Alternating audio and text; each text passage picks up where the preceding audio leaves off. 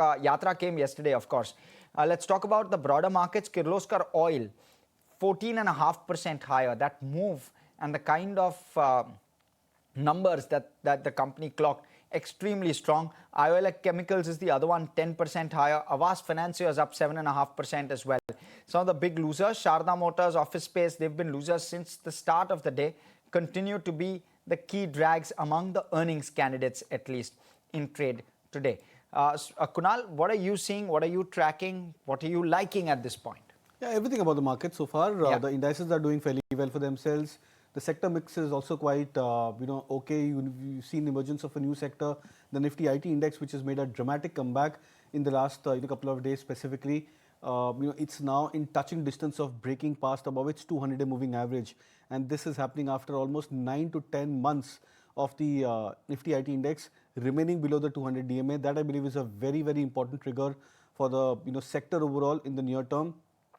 All in all, I think with the VIX remaining at 12.5 odd range, the premiums still almost at 85 to 95 plus points for the Nifty. We're holding on to that 25,750 plus mark, quite comfortably on the spot levels, inching towards the 26,000 mark. That I believe could be a breakout zone yet again for the index. So, like what we were discussing yesterday and today morning, my expectation is 26,200 potentially over the next couple of days.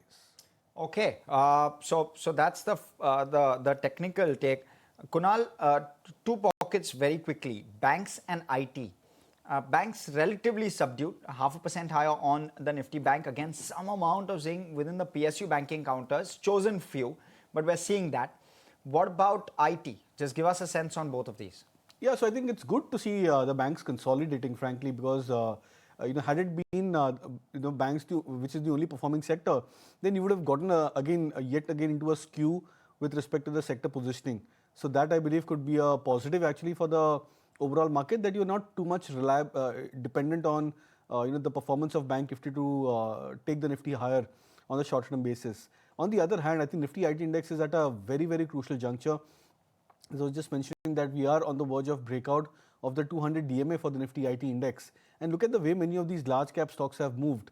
You've seen Infosys moving up by almost 50 to 70 points in the last few days. TCS has moved more than 120 odd points in the last couple of trading sessions. So good recovery in the mid cap end of the IT stocks as well. So I think we are looking at a potential trend breakout for many of these IT stocks. And with the confirmation of 200-day moving average, if it happens, say by tomorrow or day after, then we could be looking at a further 3 to 5% swing up move for many of these IT names. Ashok Leyland's numbers flashing on your screen. I'm going to quickly pull out what the expectations also were. But broadly, you're seeing margin uptake of around 50 odd bips.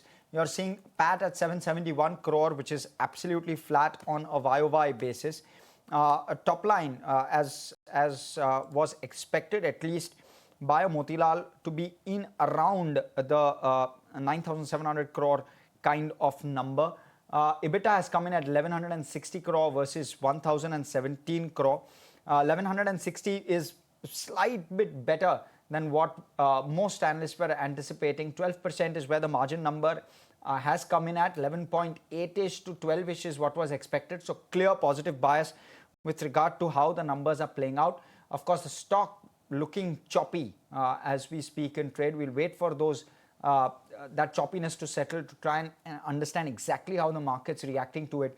But of course, Ashok Leyland's numbers coming straight through. 770 crore is where the PAT number has come in at.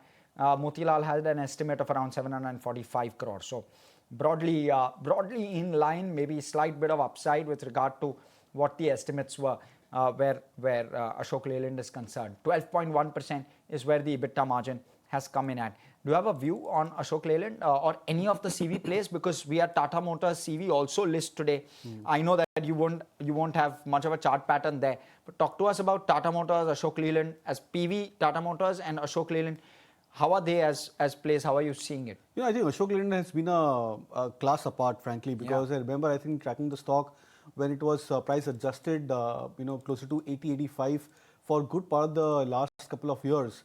And the manner in which the stock has behaved in the last 2-3 months, I think indicates that we are looking at a fresh, round of a breakout momentum, call what you may want to for the stock price. It's still looking quite charged, quite strong at current levels of 140, 145 plus for Ashok Leyland. So with the entire auto sector reviving in the last couple of months, we've seen Ashok Leyland also doing fairly well. Tata Motors, on the other hand, the stock has disappointed in the recent price terms. I think post the demerger, adjusted towards 660 levels, which was the price earlier for both of the versions. We are now looking at the stocks just about settling at this 400 range. So no major chart view for Tata Motors. The stock is still going into a zone of consolidation as of now. Okay, all right. So that's on some of the CV names, and especially Ashok Leyland. 9588. The top line was a slight bit weaker than what estimates seem to be suggesting. So maybe that is causing a bit of apprehension, if at all any, on the counter. But really, it's been in the red for a better part of the day. So at least that's how it's playing out. Now, I want to, Kunal, talk about the other big mover today, Kirloskar Oil Engines. I'm sure you don't track this closely, but just the kind of move that the stock has shown, 14.5%, 15%. Talk to us, any new levels that are opening up for this one? Yeah, it seems to be a very strong breakout for Kirloskar engines, and I think after this kind of a gap move on the back of higher volumes, this could probably indicate that we could be looking at a further upside. What this has also done is it's taking the stock back towards a breakout on a YTD basis. So I think 2025, the stock started off into a downtrend closer to this 1050 levels. From there, the stock corrected towards 540, 550 mark, and now it's come back towards 1080. So it's almost like reversed the entire course of price correction. But there's much more to do for the stock to recover from its previous 2024 highs. That's closer to 1400 plus mark for Kirloskar Engine. So it looks to be a stock which is going into a recovery phase, and the near-term charts look to be quite robust. Okay, so that's with regard to Kirloskar Oil. Let me read out the numbers as well. Revenue up 30%, 1948 crore is the revenue number, highest ever revenue, mind you viewers. 28% growth in EBITDA on a YOY basis, 382 crore. That's also a quarterly highest ever. Net profit also quarterly highest ever at 162 crore. Margins at a multi-quarter high. In fact, it's been probably three or four times in the last 13 to 14 quarters where margins have hit 20%, very close to 20% this time around as well. So very, very strong set overall. 28% growth on EBITDA, 27% growth on net profit. Let's go across. We spoke with the management, Gauri Kirloskar, who's the managing director at Kirloskar Oil Engine. She shared her views with regard to the growth guidance, and she is also aiming for a $2 billion revenue by 2030. Also sees headroom for margin expansion from here on. Listen in to what she had to say. General domestic demand is what has been driving our growth, and we see this continuing at least for the next 6 months or so. In terms of revenue and margin guidance, as you know, we have set up a 5-year strategy, which we call 2B2B, which is to be $2 billion by 2030. It's a very aspirational target, but that's what we're working towards. So that's our revenue target.